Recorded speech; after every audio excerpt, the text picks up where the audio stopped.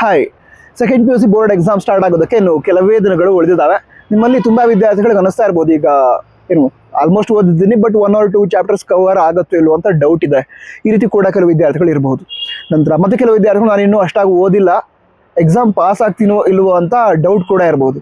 ಅಂಥ ವಿದ್ಯಾರ್ಥಿಗಳು ಈಗ ಹೇಳ್ತಾ ಇರುವಂಥ ಟ್ರಿಕ್ಸ್ ಏನಿದೆ ಅದನ್ನು ಕರೆಕ್ಟಾಗಿ ಫಾಲೋ ಮಾಡಿದರೆ ತುಂಬ ಒಳ್ಳೆ ಸ್ಕೋರ್ ಆಗುತ್ತೆ. ಅಂದರೆ ಅರೌಂಡ್ ನೀವೊಂದು 80% ಅಥವಾ 90% ಸಿಲೆಬಸ್ ಕವರ್ ಮಾಡಿದ್ದೀರಾ, ಸ್ವಲ್ಪ ಚಾಪ್ಟರ್ಸ್ ಬಾಕಿ ಇದೆ, ಆವಾಗಲೂ ಕೂಡ ಈ ಟ್ರಿಕ್ಕನ್ನು ಫಾಲೋ ಮಾಡಿದರೆ ಪರ್ ಸಬ್ಜೆಕ್ಟ್ ನೀವು ಅಂದರೆ 10 to 15 ಮಾರ್ಕ್ಸ್ ಇನ್ಕ್ರೀಸ್ ಮಾಡ್ಕೋಬಹುದು ಎಕ್ಸಾಮ್ನಲ್ಲಿ. ಅದ್ರ ಜೊತೆಗೇನೆ ನೀವೀಗ ಪಾಸ್ ಆಗ್ತೀನೋ ಇಲ್ವೋ ಅಂತ ಡೌಟಲ್ಲಿ ಇದ್ರೂ ಕೂಡ ಕರೆಕ್ಟಾಗಿ ಈ ಹೇಳೋದನ್ನ ಫಾಲೋ ಮಾಡಿದರೆ ಅರೌಂಡ್ ಒಂದು 60 to 65% ಸ್ಕೋರ್ ಮಾಡಬಹುದು. ಏನು ಅಂತ ಈಗ ಹೇಳೋದಾದ್ರೆ, ಈಗ ಹೇಳ್ತಿರುವಂಥ ಟ್ರಿಕ್ ಏನಿದೆ ಅದನ್ನ ಯೂಸ್ ಮಾಡುವಂತಹ ವಿದ್ಯಾರ್ಥಿಗಳು ನಿಮ್ಮಲ್ಲೂ ಕೂಡ ಹಲವಾರು ಇರ್ಬೋದು. ನಂತರ ನಾನು ಸ್ಟೂಡೆಂಟ್ ಇದ್ದಾಗಲೂ ನೋಡಿದ್ದೀನಿ, ಈಗ ನಾನು ಸ್ಟೂಡೆಂಟ್ಸ್ ನೋಡ್ತಿದ್ದೀನಿ. ಅಷ್ಟಾಗೇನು ಚೆನ್ನಾಗಿ ಪ್ರಿಪೇರ್ ಆಗಿರಲ್ಲ ಸ್ಟಾರ್ಟಿಂಗ್ ಅಲ್ಲಿ, ಬಟ್ ಲಾಸ್ಟ್ ಮೂಮೆಂಟ್ ಅಲ್ಲಿ ತುಂಬಾ ಒಳ್ಳೆ ಸ್ಕೋರ್ ಮಾಡ್ಬಿಡ್ತಾರೆ. ಏನು ಅಂತ ಹೇಳಿದ್ರೆ, ಪ್ರೀವಿಯಸ್ ಇಯರ್ಸ್ ಕ್ವಶನ್ ಪೇಪರ್ಸ್ ಅನ್ನ ಸಾಲ್ವ್ ಮಾಡೋದು. ಕೇವಲ ಪ್ರೀವಿಯಸ್ ಇಯರ್ಸ್ ಕ್ವಶನ್ ಪೇಪರ್ಸ್ ಅಷ್ಟೇ ಅಲ್ಲ, ಈಗ 2 ಪ್ರಿಪೇರ್ಡರಿ ಎಕ್ಸಾಮ್ ಆಯ್ತು, ಅದನ್ನು ಕೂಡ ಸಾಲ್ವ್ ಮಾಡಬೇಕು. ಅದ್ರ ಜೊತೆಗೆ ಮಾಡೆಲ್ ಪೇಪರ್ ರಿಲೀಸ್ ಮಾಡಿದ್ರೆ ಅದನ್ನು ಕೂಡ ಕರೆಕ್ಟ್ ಆಗಿ ಸಾಲ್ವ್ ಮಾಡಬೇಕು.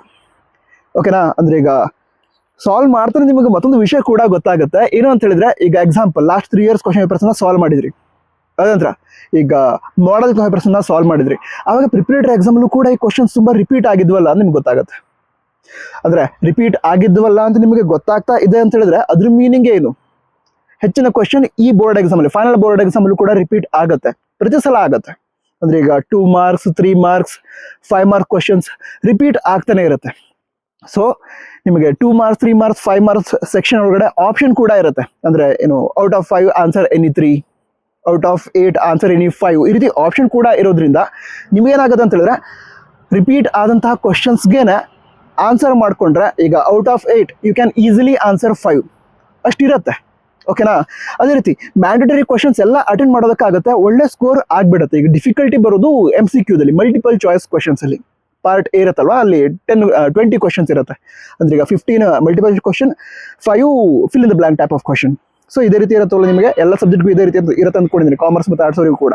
ಸೊ ಈ ರೀತಿ ಅಂದ್ರೆ ಏನಾಗುತ್ತೆ ಅಂತ ಹೇಳಿದ್ರೆ, ಅದರಲ್ಲಿ ಮಿನಿಮಮ್ ಹೇಳ್ಕೊಂಡು ಹೋಗ್ತಾ ಇದ್ದೀನಿ ನಾನು, 8 marks ಅಂತೂ ಬಂದೇ ಬರುತ್ತೆ. ಆಲ್ಮೋಸ್ಟ್ ನಾನು ಚೆಕ್ ಮಾಡಿದಾಗ ನೋಡಿರೋದು, ಯಾರು 20ಗೆ 20 marks ಕಳ್ಕೊಂಡು ಹೋಗಿಲ್ಲ. 20ಗೆ ಮಿನಿಮಮ್ ಅಂದರೆ 8 or 9 marks ಬಂದೇ ಬರುತ್ತೆ. ಸೊ ಆ ರೀತಿ ಬಂದು ಅಂತ ಹೇಳಿದ್ರು ಕೂಡ ಬೋರ್ಡ್ ಎಕ್ಸಾಮಲ್ಲಿ ತುಂಬ ಒಳ್ಳೆ ಸ್ಕೋರ್ ಆಗುತ್ತೆ. ಅಂದರೆ ಈಗ ಎಕ್ಸಾಂಪಲ್ 80 marksನ ಎಕ್ಸಾಮ್, 80 ಒಳಗಡೆ ನಿಮಗೆ 20 ಪಾರ್ಟ್ ಎನ ಬಿಟ್ಟು ಇನ್ನು 60 marksಗೆ ಆನ್ಸರ್ ಮಾಡೋದಕ್ಕೆ ಆಗುತ್ತೆ ಅಂತ ಅಂದ್ಕೊಳ್ಳಿ. ಅಂದರೆ ರಿಪೀಟ್ ಆಗುತ್ತಲ್ವಾ ಕ್ವಶನ್, ಸೊ ಆನ್ಸರ್ ಮಾಡೋದಕ್ಕೆ ಆಗುತ್ತೆ ಅಂತ ಅಂದ್ಕೊಳ್ಳಿ. ಅದ್ರ ಜೊತೆಗೇನೆ ಈಗ 20 marks ಏನಿದೆ ಪಾರ್ಟ್ ಎದಲ್ಲಿ, ಅದರಲ್ಲೂ ಕೂಡ 10ಗೆ ಆನ್ಸರ್ ಮಾಡೋದಕ್ಕಾಗುತ್ತೆ ಅಂದರೆ ಅರೌಂಡ್ 80ಗೆ 70 ಅಂತೂ ಸ್ಕೋರ್ ಮಾಡೋದಕ್ಕಾಗುತ್ತೆ. ಓಕೆ, 70 ಆಗಲ್ಲ ಅಂತ ಹೇಳಿದ್ರು 80ಗೆ 65 ಅಂತ ಹೇಳಿದ್ರು ಕೂಡ ಒಳ್ಳೆ ಸ್ಕೋರ್. ಓಕೆನಾ?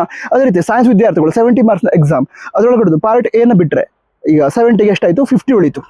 ನಂತರ ಪಾರ್ಟ್ ಎದಲ್ಲೂ ಕೂಡ ಮಿನಿಮಮ್ ಒಂದು 10 marks ಬರುತ್ತೆ ಅಂತ ಹೇಳಿದ್ರೆ 70ಗೆ 60 ಬಂತು. ಓಕೆ, 56 57 ಬಂದು ತಿಳ್ಕೊಳ್ಳಿ ಔಟ್ ಆಫ್ 70, ಅದು ಒಳ್ಳೆ ಸ್ಕೋರ್.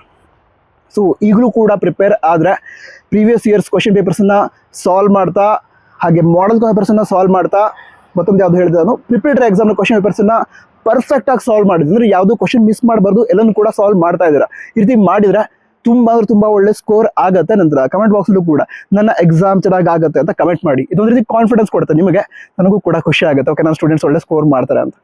All the best. ಸಿಗೋಣ ಮುಂದಿನ ವಿಡಿಯೋದಲ್ಲಿ. ಜೈ ಹಿಂದ್, ವಂದೇ ಮಾತರಂ.